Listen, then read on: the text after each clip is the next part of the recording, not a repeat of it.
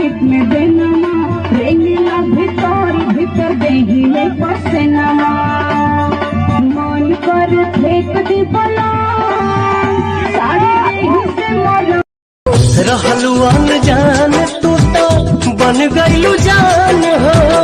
तोहरे में बसे लागल हमारो परान हो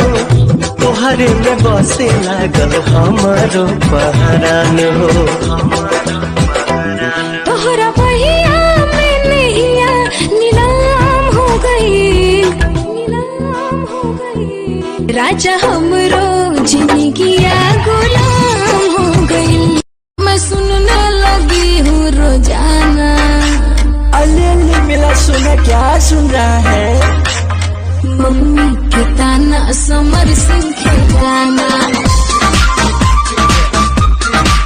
मैं सुनने लगी हूँ रोजाना